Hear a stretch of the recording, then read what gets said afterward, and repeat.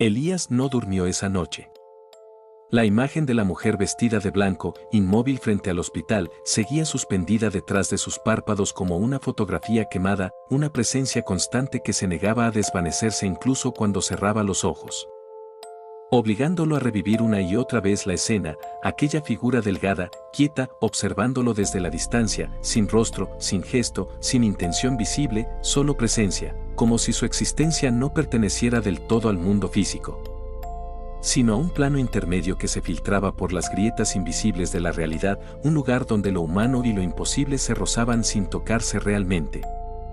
Cuando amaneció, el cielo del umbral seguía cubierto por una capa espesa de nubes grises que no dejaban pasar la luz y el pueblo despertaba lentamente con una parsimonia inquietante, como si cada casa necesitara reunir valor para abrir sus ventanas y permitir que el día entrara.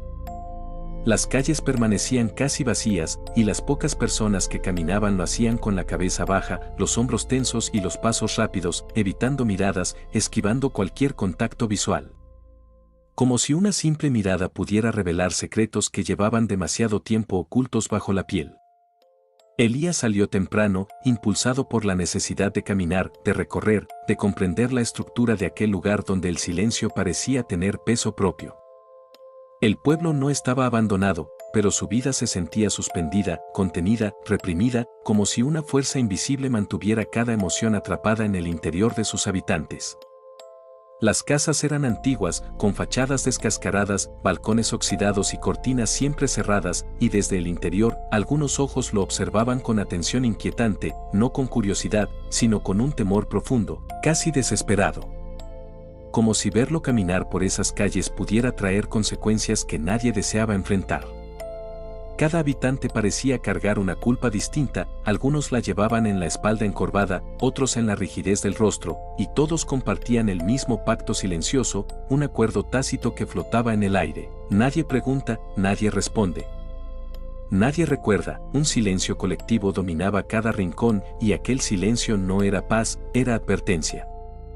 La iglesia emergía en el centro del pueblo como un organismo antiguo, deformado por el paso del tiempo, con muros oscuros que parecían absorber la poca luz que lograba atravesar las nubes y campanas que permanecían mudas.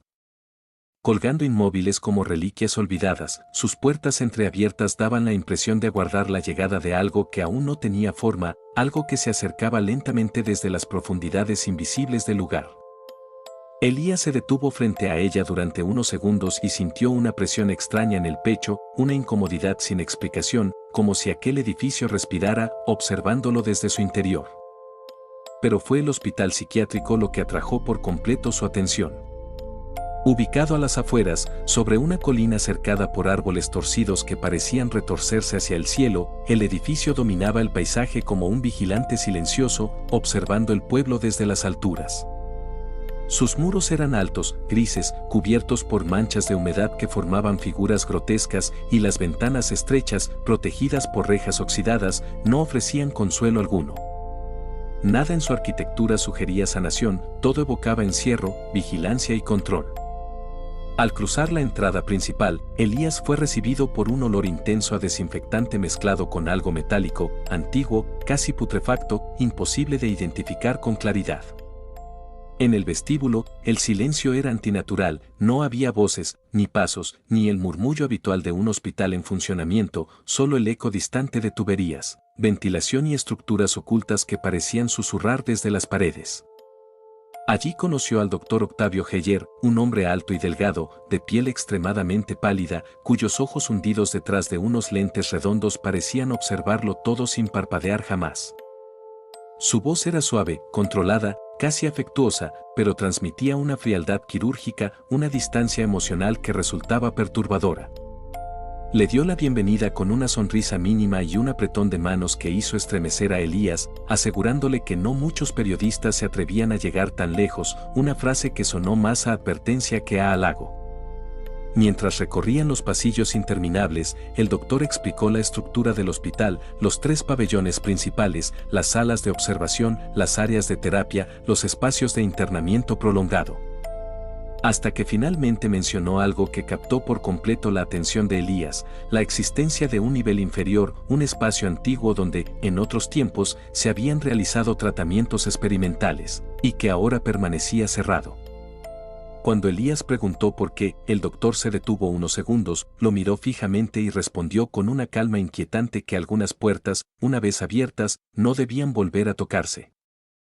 Ese mismo día, ocurrió la primera desaparición. Mateo Rivas, un hombre de 40 años, panadero, padre de 2 hijos, salió al amanecer rumbo al hospital para entregar pan, como hacía cada 2 días, y nunca regresó.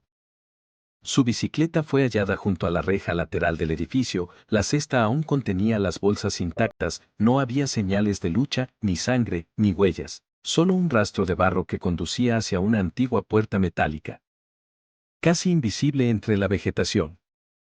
La noticia recorrió el pueblo como una corriente eléctrica silenciosa.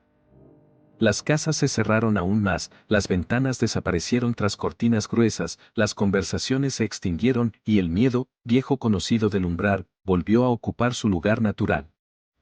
Esa noche, Elías caminó por las calles observando las reacciones, notando cómo nadie preguntaba, nadie buscaba, nadie exigía respuestas, el miedo había aprendido a comportarse. En un callejón estrecho, conoció a 2 figuras que marcarían su estadía en umbral.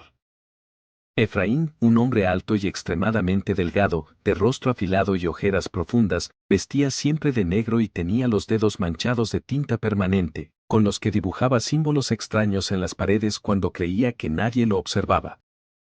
Y Mara, una mujer de cabello oscuro y enmarañado, de ojos grandes, demasiado atentos, cuya mirada transmitía una mezcla inquietante de paranoia y lucidez, y que susurraba frases inconexas, algunas de ellas de una claridad aterradora.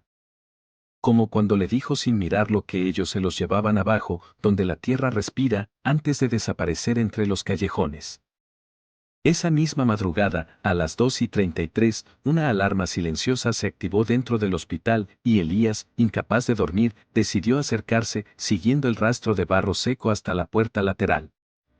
Forzando la cerradura oxidada y descendiendo por una escalera angosta que parecía no tener fin, mientras el aire se volvía cada vez más frío, más pesado, más antiguo, como si descendiera no solo en el espacio, sino también en el tiempo.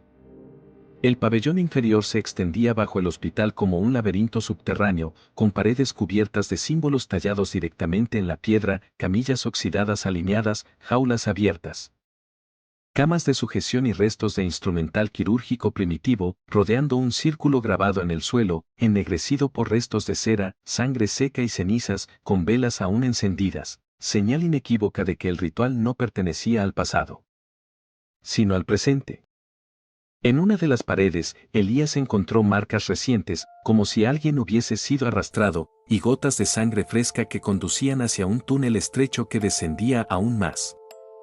Antes de avanzar, escuchó pasos y se ocultó detrás de una columna, observando cómo 3 figuras cruzaban el pabellón: el doctor Heyer, el padre Ismael, el cura del pueblo, y una mujer encorvada cubierta con un manto gris.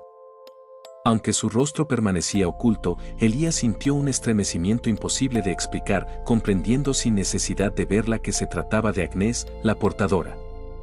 Mientras descendían por el túnel, el padre murmuraba oraciones que no pertenecían a ningún idioma conocido, el doctor sostenía una carpeta médica manchada y Agnés caminaba lentamente, con el cuerpo tembloroso, como si cada paso pesara más que el anterior, hasta que Elías comprendió que el umbral no ocultaba un secreto, que el umbral era el secreto, y que esa noche alguien había sido entregado, muy abajo, donde la tierra respira.